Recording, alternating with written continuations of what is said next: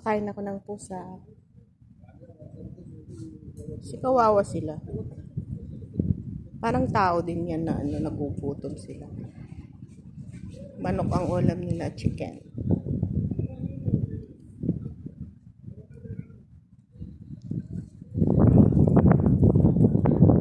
Ang trabaho ko dito sa Saudi, magpakain ng pusa.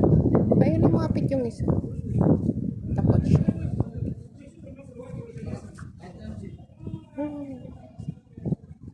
Ang layang iingay nila.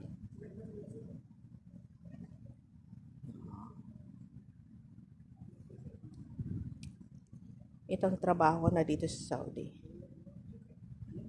Siyempre. Yan.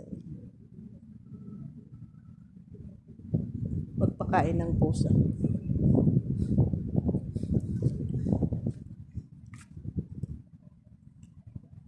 Pagpakain pa ng